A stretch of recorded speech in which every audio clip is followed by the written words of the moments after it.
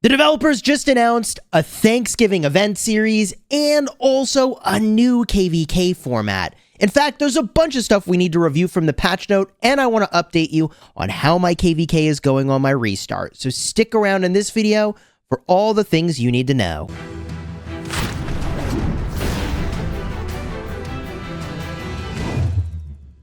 Hello my friends and welcome back. I'm Chisgule Gaming, and today's video is sponsored by the makers of Rise of Kingdoms. The first thing I want to do in this video is showcase how our Kingsland has progressed on my restart. I may stream this later today, although I expect the pace of things will be pretty slow going, and I'll explain that. The other thing we're going to do in this video is go over the patch notes, and although I know they released yesterday, I was battling in Kingsland yesterday, so I didn't have a chance to drop those into a video. So let's start with the Kingsland update. And we had an amazing push last night where we had gone all the way up to this part of the river, and these flags across the river, we were burning them. We had pushed all the way across this river, and a part of the reason we could push all the way through here is that we are like 12 hours time shifted from this kingdom that we're fighting. To my knowledge, this is the strongest kingdom on the board, and we're up against them, which is like a thing that my restart kingdom seems to do, like every single KvK. So we're up against 1647. They have some serious whales over there. And when we went to sleep, we lost some territory. So it looks like the territory has been sort of reset a little bit back to what it was like at Kingsland opening, with a few exceptions. Maybe they've pushed a little bit further than that, quite frankly. But the good news is that we're waking up now, and things should start to pick up for us. With regard to our allies, they woke up, and they've picked up the pace, which is really nice. They're pushing back toward the Zig, and if I look over here, it looks like they're burning, but that's because they can get doubled right now by 1647 and an enemy. But as I scroll across the board, it looks like they're starting to gain ground perhaps on the right side, even though they had I think more of this river at Kingsland opening. I think this morning they're starting to get some ground back, which is great. Very happy to see that. So this KvK is still totally up for grabs. The most important thing is, honestly, it feels like fielding. So I'm going to be spending a bunch of time in the field, and we'll see what we can get done. You know, I was saying in my live stream yesterday, and you can check it out for the Kingsland opening, card will be in the end screen, that I think this KvK is potentially determined by like who wants to win more. It's like really close, and I don't know who's going to get the dub, but there's a lot to do still. So this could be a long Kingsland, and I'm showing you this from my main account at 195 million power because I don't want to show any alliance markers that would reveal any information. So let's jump now to the patch notes. On 11/14, we've got a Thanksgiving update on the way. Now, we've seen this Thanksgiving event series a number of times, but people forget a bunch of things. First of all, there's the Thanksgiving feast event, and there's several things that you need to remember here. One is that if you're an officer of an alliance, wait until your alliance feast has progressed to at least level 2 and probably just level 3 before you drop the feast down. Historically, you drop the feast and everybody gets a reward from it, but you can drop it right away, which would drop a level 1 feast, and you need to wait till you level it up. The other thing that people forget is that you make Thanksgiving dishes. Historically, we've done that anyways, and when you make the dishes, you get a ton of, well, not a ton, but you get materials if you give dishes to other people. So requesting dishes is very critical, and giving dishes to other people is very critical in order to get some free materials. Otherwise, we've got an Esmeralda's Prayer, which means we should get a cool city theme. There's the Esmeralda's Collection. Try your luck to win some of Esmeralda's riches and the War of the Ruins. With regard to what city themes we might get, I suppose I can make a few predictions here for what that would be. If I go into my city hall, I can probably just cruise through like old Thanksgiving city themes. It's funny because I almost need a way to just like filter by Thanksgiving. That was Easter. Okay, here's one, the Harvest Hut. 5% archer attack at the cost of 5% cavalry health is not amazing. Let's see, is this a Thanksgiving theme? All Kingdom Carnival. No, I guess not. All right, we've got a couple others for sure, and I remember that they really stand out. It's not Swan's Reverie. Here it is. Love and Thanks will probably show up. 2019 Thanksgiving theme. 5% archer defense at the cost of infantry defense. I would say this theme is okay. It would be one that you could consider if you don't care about infantry and you do run lots of archers in the field. And let's see here. Silent Night. That's not it. That's Christmas. Here it is. Sour's Song. Cavalry attack at the cost of archer health. This one's not amazing either. But, you know, for your run-of-the-mill barbs that you do every day, where you ideally would run lots of cavalry marches or you rally barb forts, I suppose this could be a pickup. So, you know, at first blush, although I could certainly look more closely, I would say that the Thanksgiving themes are, like, fine, but not as premium as some of the other themes that we've seen come into the game. King's Cottage Family Day event. Dragon Boat. All right, let me jump back to the list here. We've got a new KvK format coming. The Tides of War Pioneer event coming soon. You know, the developers teased this recently, so they did hint like, hey, this is on the way. In the Tides of War, the Lost Kingdom will cycle through phases known as tides. Each tide will last for 4 days and have its own unique mechanics. Each tide has its own mechanics, which will affect all governors in the Lost Kingdom. Plan your strategy ahead of time to get the most out of each tide. There's also personal directives. During each tide, you can choose one of 4 personal directives to issue, which will provide you with a unique buff for the rest of the tide. The Alliance directives. Your Alliance leader and officers will also be able to issue Alliance directives with 2 to 3 unique directives per tide. Alliance directives will affect all members of your Alliance and help shape your strategic direction. And lastly, there is an Alliance merit shop. During the story, killing or severely wounding other governors' units will earn you merits.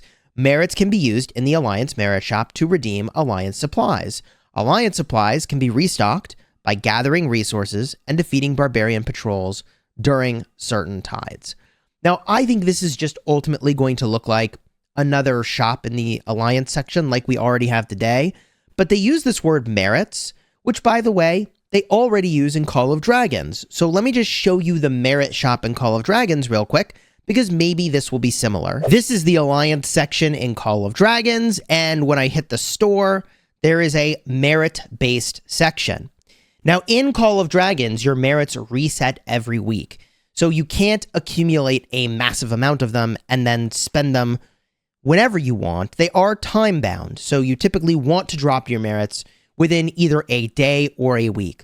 So if the developers follow this paradigm, they could have a daily supply and a weekly supply of things that you can buy, and then you would go in and you could spend gems one time to refresh this. Once every single day, you can do the refresh, and this supply does reset every single day, as you can see over here. So it refreshes, and also you can spend the 100 gems every day. And then there's the weekly supply, which, you know, with weekly reset, is reset automatically, or you can go in and spend the 100 gems. So for someone who's doing a lot of fighting, you would expect to sort of clear this shop out. This is not something that's stocked by officers. It's something that you just blast your way through and is automatic. It sounds like in Rise of Kingdoms, you may need to restock the shop. And so the mechanics could be different, but I just wanted to show this to you so you could get a sense of what this might look like in Rise of Kingdoms. From here, they are reworking the commander's skill descriptions. So they're just changing the words here. They're not actually changing what the skills do. But this is, I think, a good thing to be doing to make the game more clear. In fact, one of the first things they have here is that the term normal attack damage has been replaced with the term normal damage. So now, instead of normal attack damage, it's just normal damage. I don't know, they just removed the word attack. And the term normal attack has been replaced with basic attack. I don't know, this sounds a little weird to me already. Like, I'll have to see it in context, but I wonder what the difference is between a basic attack and normal attack damage and a normal attack. Let's keep reading here. The previous term, normal attack damage, has always included damage dealt by both normal and counterattacks. Right. I always felt like this was a little bit confusing, for sure. And we felt that this term did not clearly express this idea. I would agree. But then how are you differentiating a basic attack here? Is a basic attack not boosting your counterattack. I would love if they had threaded the needle and defined both of these terms so that we would understand, like, why is it now normal damage and basic attack? Are those two different things, or are those the same thing, but just replacing different terms?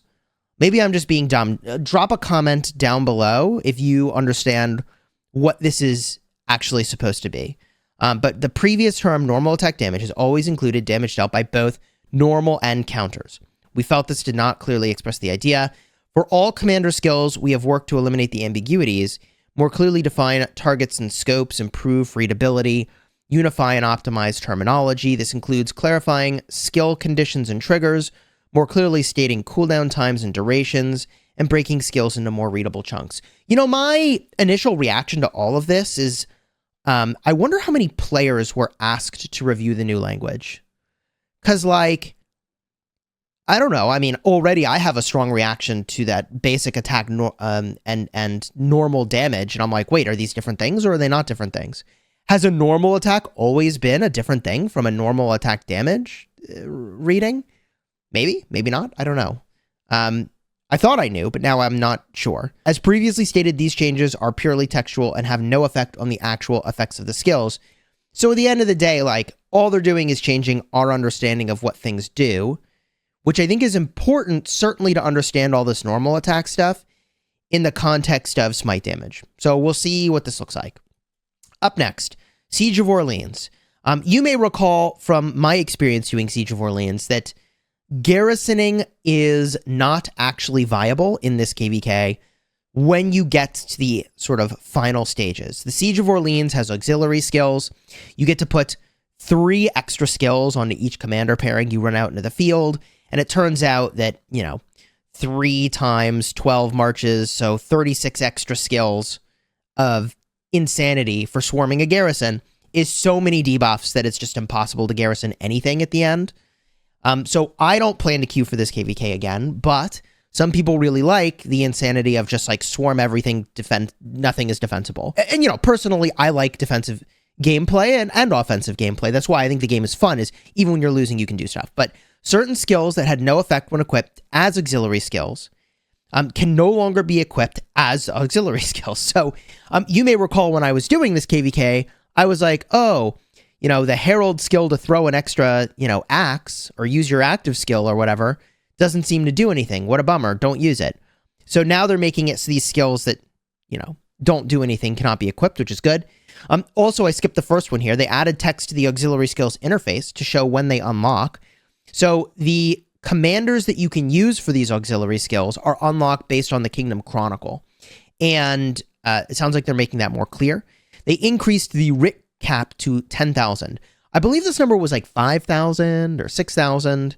And the way that you equipped auxiliary skills is you had to earn writs. You earn writs from doing Bastion quests, among other things. I think they just generated passively over time as well. So a higher writ cap means more flexibility. So if you're a garrison captain or a rally lead, constantly switching around what you're doing is really important. You need to use the best auxiliary skills for whatever you're doing. So a higher cap means that when there's a big fight like Kingsland, you have more times that you can change around your configuration, which, you know, hey, if you're rallying, then you're garrisoning. You got to switch things around. They optimized the Mott performance, that's Barb Fort performance, and made them more recognizable on the map, okay? They've also added 2 new commanders to the list of auxiliaries, Pyrrhus and Pericles. Items 1 through 4 will apply to all Lost Kingdoms in the Siege of Orleans story immediately. Oh, wow. Item 5 will only apply to Lost Kingdoms that begin after the update. So this is actually some big changes if you're in the middle of a Orleans Season of Conquest KvK. All right, up next, PC version improvements. They're adding shortcut keys to scenario battles, mainly used for Soroli, Ian's Ballads, and Champions of Olympia. I imagine that's most exciting for Champions of Olympia, for those of you who take that seriously. They optimize the text input, okay. Optimize the performance of certain videos and interfaces, okay. Fixed an issue where logging in via Google was sometimes blocked, GG. Other improvements. Now, this section sometimes has the biggest things.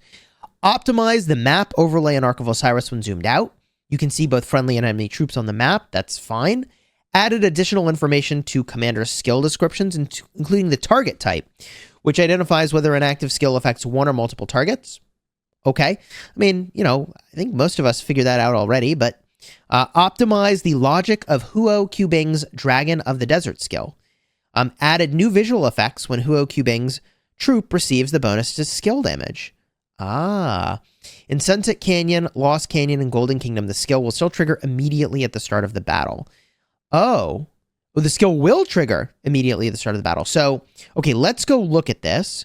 The logic of Huo Qbing's Dragon of the Desert skill. So, Dragon of the Desert is the one that requires you to be out of your city for 30 seconds before it kicks into play. So, I think that this means Huo will be much better in Canyon. Much, much, much better in Canyon. And we'll get a visual effect once this becomes active, I think, which is great. Like right now, you don't know if you've been out of your city for 30 seconds or not before engaging in combat. And like this skill, which, gives you 30% more skill damage and reduces your rage cost, is absolutely massive. Okay? So you have to be out of your city for 30 seconds. And after 15 seconds, the effect goes away. So it's short-lived. So that's why they're adding a visual. Cool. I think that's actually a really nice change. The hold position after attack setting will no longer automatically reset if enabled. Fine. Adjusted the design of the scout camp interface. Generally, I just don't think players want to be scouting. Optimized scouting.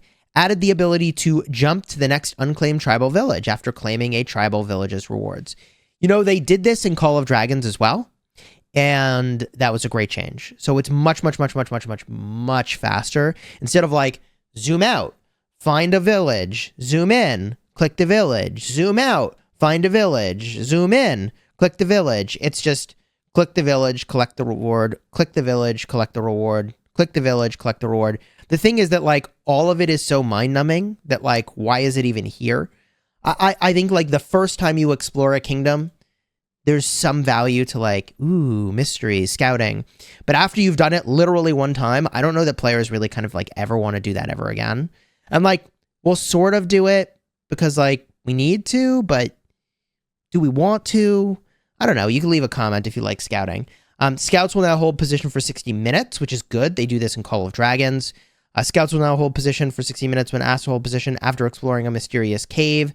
Great. Season length and mechanics adjustments. They're removing fog in Heroic Anthem. Oh, good.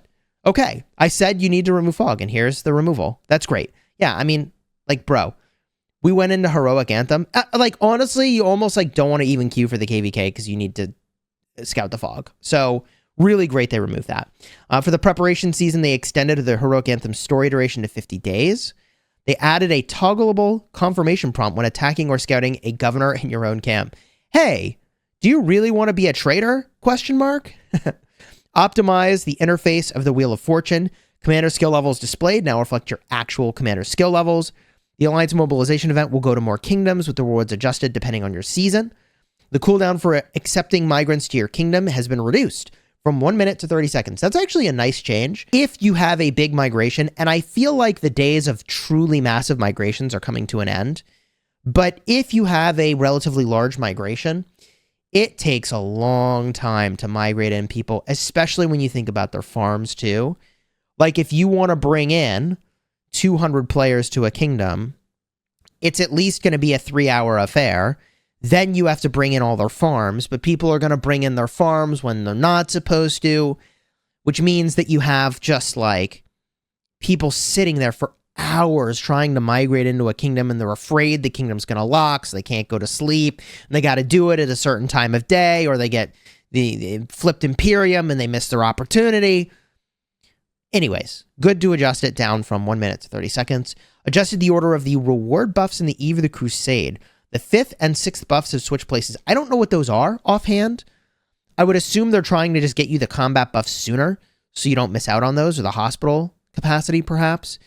Olympia Token Shop will be open for a limited time, so you can spend any unused Olympia tokens you have. Cool. All in all, I think this is a cool update. I mean, the only thing that matters here, actually, the only thing that matters is whether or not the new KvK format is fun, in my opinion. Tides 4. I mean, the KvKs are the bread and butter of the game. And to the extent that they are engaging, players will keep playing. If they get boring, people will stick around because of the communities they've built. But at some point, they're like, how many more of the same KvK do I need to do? So really cool to see this new KvK format, this new KvK story coming sometime soon. Subscribe if you want to see more information about this KvK as soon as it drops. I will definitely be doing that. And until next time, you have fun smashing the kingdom.